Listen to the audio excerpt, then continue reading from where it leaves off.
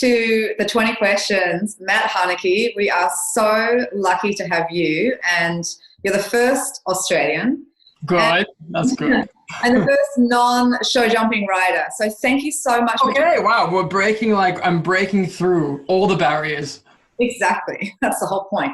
Okay, very good, very good. All right, I know you're so super busy, so I'm going to get started with these questions. And okay. Let's hit the rock. All right, so tell me, how did you get into riding? Okay, so my life's been a little bit hectic in the sense that I've lived a little bit everywhere. So I'm Italian-German, my father's German, my mother is Italian. And I was born in Italy, and we had friends in Italy that owned a riding school. So my parents would often go visit them. And then eventually we became old enough that once they were visiting, they said, why don't you guys go have a riding lesson, to myself and my twin brother?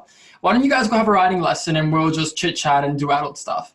And so I was like, all right, yeah, I'll give it a go. And then kind of since that day, I fell in love with the horses, the sport, and everything in between. Yeah. Wow, amazing. And how long did you live in Italy for? I lived in Italy from 1997 until 2009. So about 11, 12 years of my life. So my parents knew we were always going to move because my dad was looking at purchasing a business overseas, which ended up being in Australia. But before, they were considering either Canada or the US.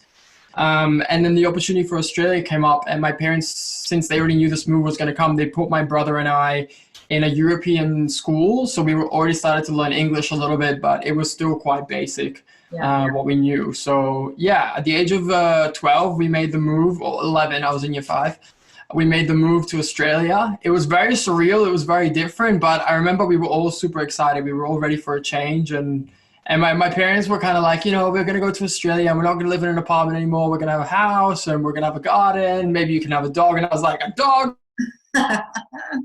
Sign me up. I'm going. Let's do it. And I kind of saw potential to maybe even have my own horse. So I was like, okay, this is a place where, I can keep fueling my passion. Yeah. And now you're back in Europe. I know. And I always said, because I had to really integrate myself into the Australian culture, I didn't want to have an accent. I worked really hard at perfecting my English, and I wanted to really assimilate. And so I said, okay, I'm never doing this again, because it's so difficult, like, especially because Italy is such a different culture and language, that once I was able to somewhat master that, I was like, I'd never want to go through this again. And I promised even my parents, I was like, I'm not moving out of Australia. Like, if you guys want to go somewhere else, do it for work or whatever, but I'm staying here. And in the end, I'm now in the Netherlands, where they don't speak English and the culture is completely different. But yeah, it's weird. Life takes you in different places. You just got to like roll with the punches. Exactly. Exactly. Okay, next question. What was the name of your first pony? My first pony, I never really went through the stage of ponies, because I started riding when I was 8 and I was always very tall. So I always had horses. And my first horse that I kind of was close to me was a horse called Peter. He was a retired off-the-track thoroughbred who was 27, but he was 16 too. And I think at the time I was 13, so he was quite big for me back then, but he was super easy. And we went to, these names will get you. We went to Hawkesbury for a dressage show.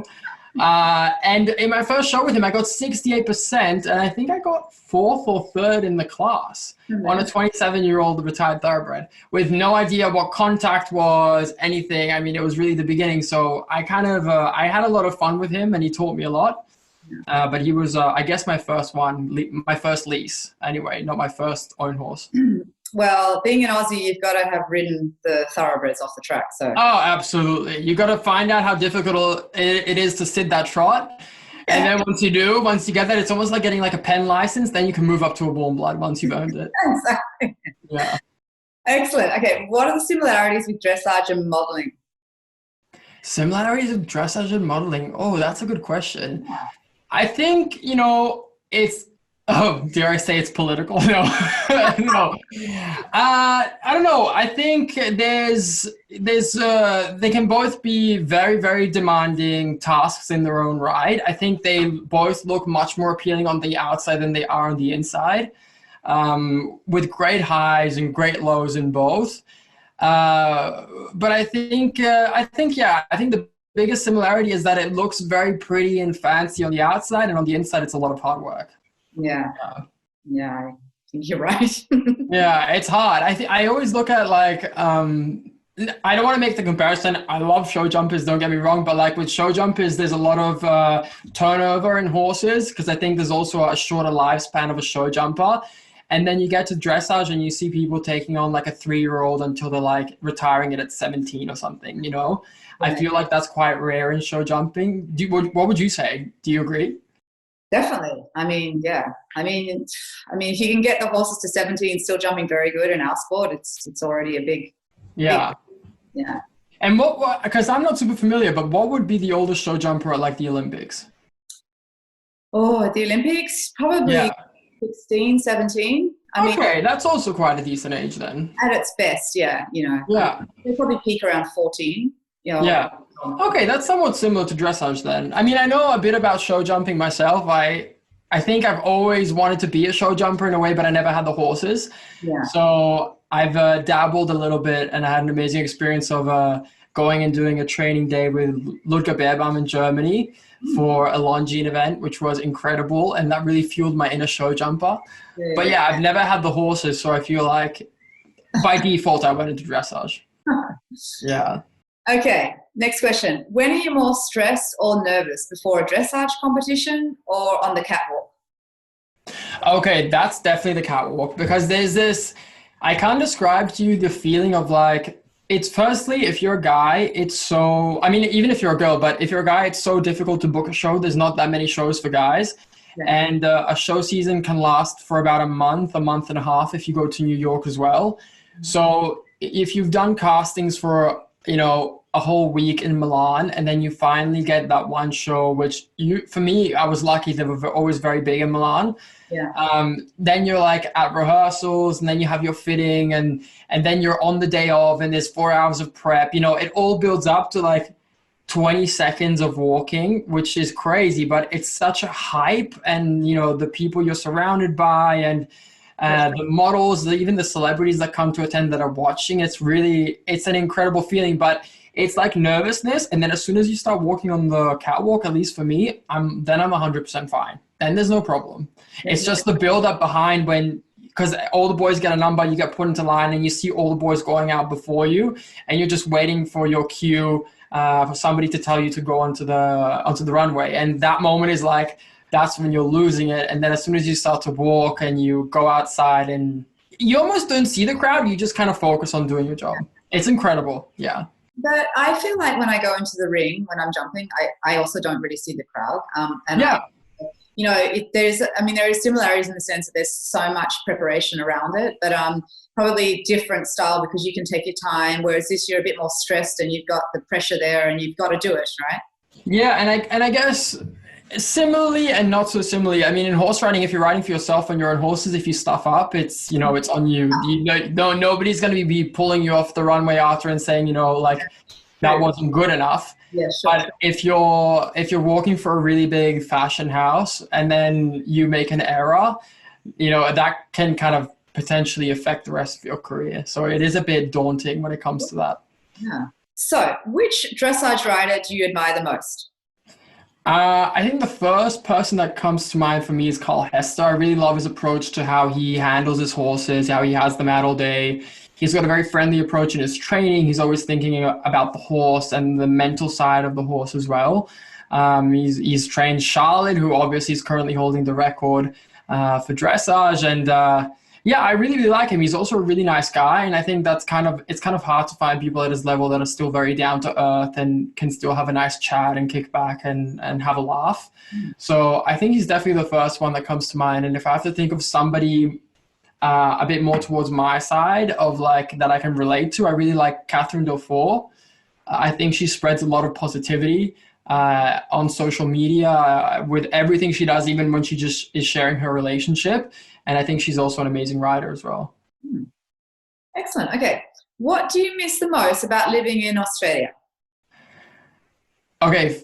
I think it's two things that go hand in hand. I think you take it for granted just being able to like drive and like read what's on the signs. So just being able to be in a country that speaks English in the sense that everything is English. I am really lucky because here in the Netherlands, everyone you speak to for the most part will speak English. but I do miss, you know, the mother tongue being English, of course. And the second thing is the weather, because everybody warned me, everybody said there's this thing called like the winter depression in the Netherlands, and it hits everybody around February. And I was like, yeah, right, you know, it'll be fine. I travel a lot. Yeah. It hits. That winter depression hits hard because you just go through, like, I've never been through so much rain and cold in my life. It just will not rain. It will not stop raining like for months. And yeah, so that's something I'm getting acquainted to, but I feel like I will get used to that eventually. I hope. You have to get used to it. I have to. I live here now and I bought the house, so yeah, I have to get used to it. That's it. But you can always go back and visit and get Yeah, I can always go back, and that's the good thing, you know, if you travel that side of the world when it's winter here, it's summer there. So if I need a break, I can always head over. Not that it's the most convenient flight, but no, it's worth it. Yeah. Okay, how often do you get your hair styled? I get my hair cut every 3 weeks, which is a lot, but my hair grows really, really fast. Yeah. And I kind of have it kind of shorter and neater. And I think if you do that, then you have to get it done more often. Yes. And my hair is actually naturally curly. Oh. So every 3 months I do a straightening keratin treatment. And it's something that I've kind of held up since I was modeling, because when I was modeling, sometimes I'd be on a job and they would pretty much always straighten my hair. But when you're on a job, they want it the same. So I would maybe be getting it straightened like 15 times in one day to make sure that it was staying straight or there wasn't any curls coming back. And so to not have my hair fried, I was like, okay, let's just do this. And I kind of kept it up ever since. And it's super easy because I don't even have to do anything. It's just kind of ready. Yeah. Describe your perfect day. Oh, my perfect day. This is going to sound strange, but my perfect day is for it to be slightly different than any other day. Like, I hate doing the same thing all the time. Yeah. And it's simple things like, for instance, when I'm cleaning the stables, I sit there and I think I'm cleaning something that I know will just get dirty again.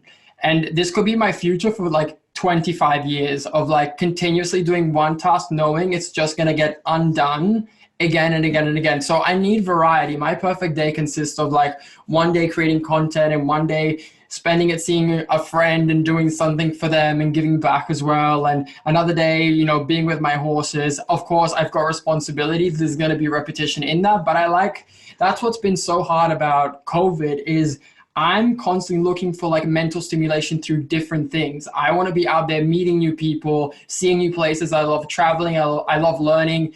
And if I don't have that, it really affects me.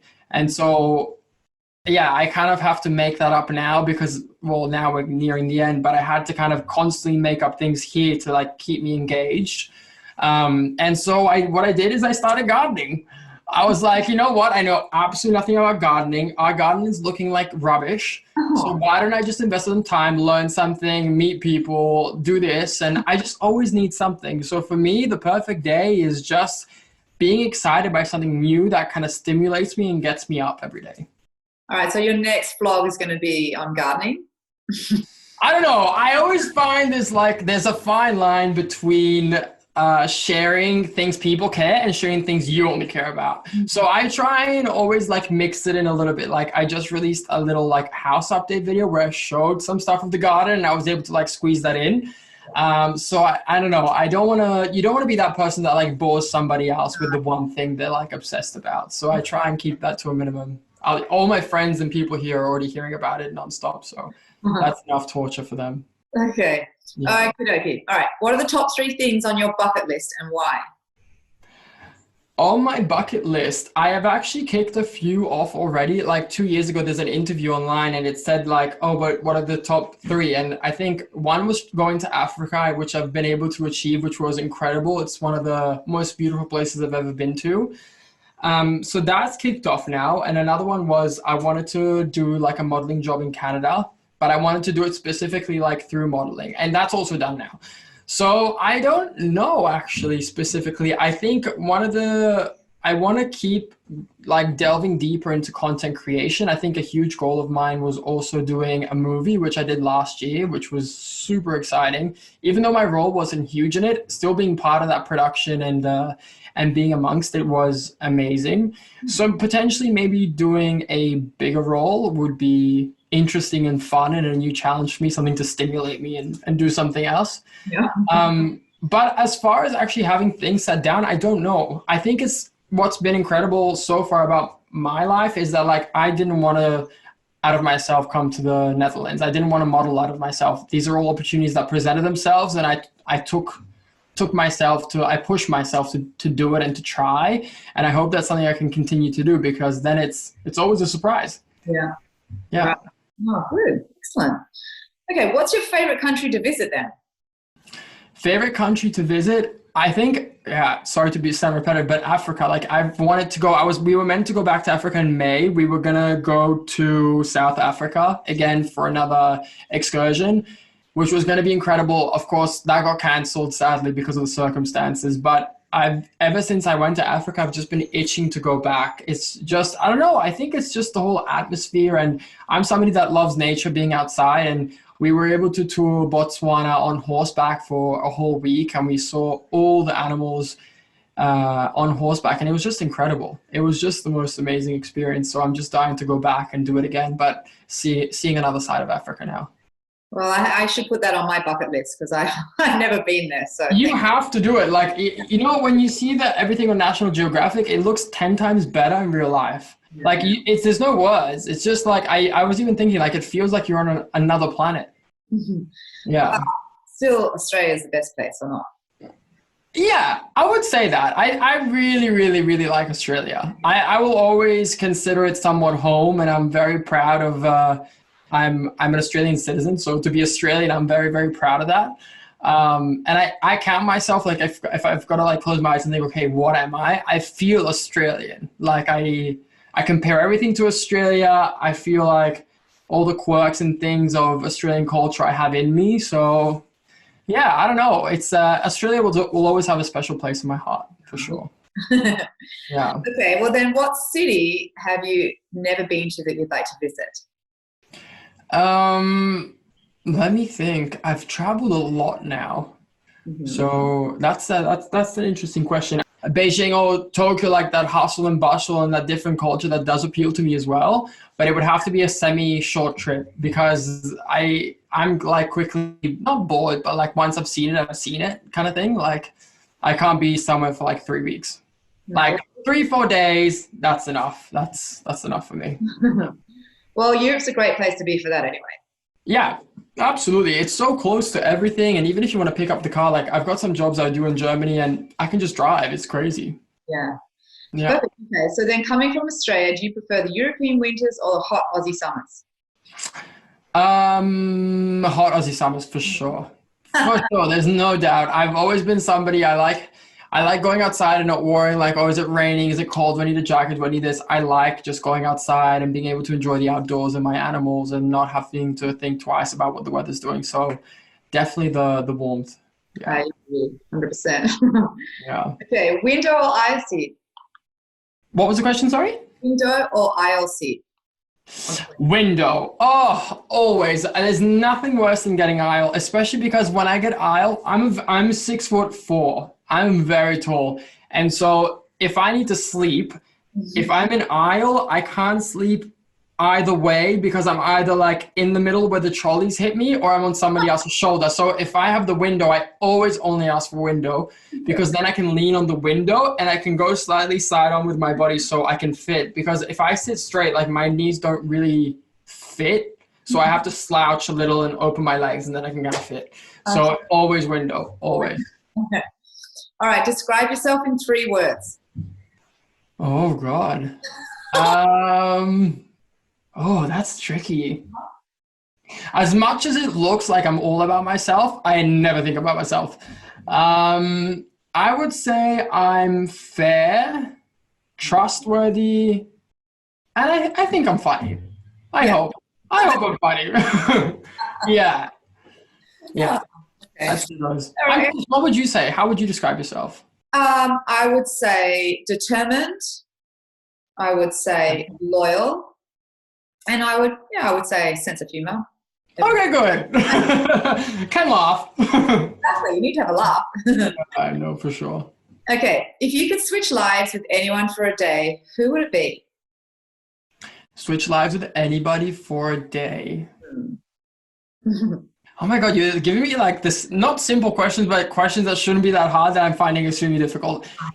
Switching lives with somebody for one day. I guess it depends what I'm trying to get out of, like, I could do the whole thing of like switching lives with a rider or of horses I've always wanted to feel. So probably like I would switch lives with Catherine just because her horses look amazing. They look super supple. They look like a very fun ride. And she looks to be living in a very like fun and beautiful place. So I think switching lives with her would be cool. And then just something completely out of the ordinary, like switching lives with a really famous actor just to feel what that's like to like live in their environment. So I don't know, somebody crazy, somebody like Leo or somebody who's got a huge, huge following. Yeah. All right. What's your biggest strength? I think I'm passionate and confident in the things I believe in. So if people tell me it's not going to work, if I'm really passionate and I believe in it, I will make it happen. I will find a way to make it work. Yeah. Just like, for instance, I was being told like, you can't fly a horse because you've got to upfront all this money. It's not going to happen, blah, blah, blah. And I was like, no, I want to move to the Netherlands and I want to fly my horse. And so I was able to find sponsors and put up a production to fund everything for me to come over. So I think that's definitely one of my strengths. Okay, what's your biggest weakness? I'm quite sensitive, I think. So it's difficult with the job I have because you get a lot of good and you get a lot of bad. I have to say I'm quite lucky compared to other accounts. I don't get that much hate, but sometimes that one comment can be so much louder than the other 2,000 comments, which is crazy if you think about it. Yeah. But I think because I'm so honest, when you kind of let that wall down and people have something to say about it, it kind of hits you in a different way than if you had a big front and you were just putting on a show. So that's why there's certain topics in my life that I know I can't handle being criticized on, or I don't want that. I don't want that stress or that anxiety. So I just choose not to share it. And it's not about, not letting people in or anything like that. I always say to everybody, especially people that come to me and say, with social media, how do I do it? How much of my private life do I put out? And I said, put out whatever you can be criticized on. So if you can handle the hate on something that's maybe very private, because there's people that talk about, their childhood traumas and things like that. If you can have people dealing and delving into that, then do it, as long as you're comfortable. It should never affect your own mental health. Sure. Exactly. 100%. Okay. Where do you see yourself in 10 years' time at? In 10 years' time, I see myself with a Lamborghini. I see myself having really renovated the place we're at and having a bigger stable with a few more horses.